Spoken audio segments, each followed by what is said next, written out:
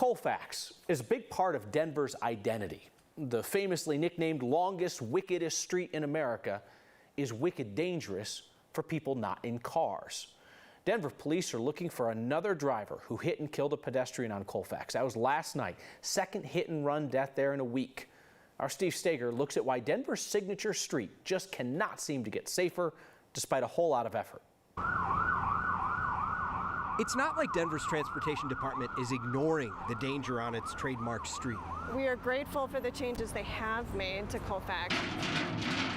The city's invested quite a bit into making Colfax safer. They have done some quick and low-cost treatments using paint and bollards to shrink the size of the road space and increase the size for pedestrians. Yet 7 months into this year, drivers have hit at least 7 pedestrians along Colfax in Denver, according to a review of DPD's Twitter account.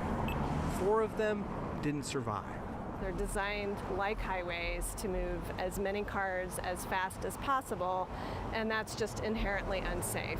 Advocates like Jill Locantori with the Denver Streets Partnership have been railing against city streets designed like this for years.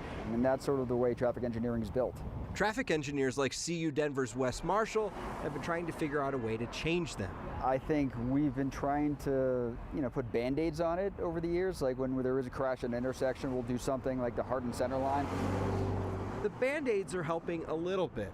Our review of older data found pedestrian crashes along Colfax are down the last 2 years from a peak in 2019.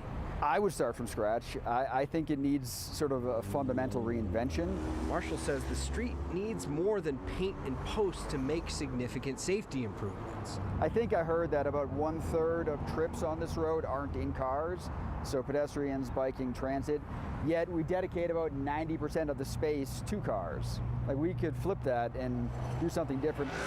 The city has a plan to narrow East Colfax and turn the center of it into bus rapid transit, a plan they've been talking about for years. But it's taking forever to implement those plans, and meanwhile, every week we're seeing the tweets from the police department about people being hit and seriously injured or killed.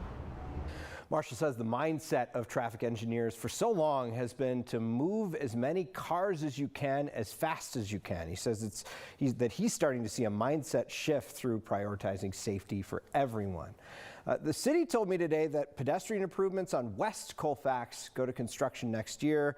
Still no timeline, though, on when that East Colfax bus rapid transit project starts. They're doing some engineering and design work, hoping to have a timeline on that soon. So you talk about that mindset shift. That makes a lot of sense, because I think instinctively we kind of say like, oh, that pedestrian shouldn't have been jaywalking, or that driver was going too fast. And less often are we saying, well, is this street set up in a way to keep the pedestrian safe, keep the driver safe, that kind of thing? For the longest time, traffic engineers have based their success on traffic design by millions of miles traveled versus crashes, right? So that means drive more, and if you have fewer crashes, then you're doing a good job. Yeah. In this case, a lot of engineers are starting to say, maybe we need to look at the roads and eliminate the ability for humans to make any sort of error. Just like take that all out of the picture, and then that'll create a better system. To the extent you can. Colfax is still just so tricky, but you keep talking about it, bringing it to our attention. Appreciate it. Thank you, Steve.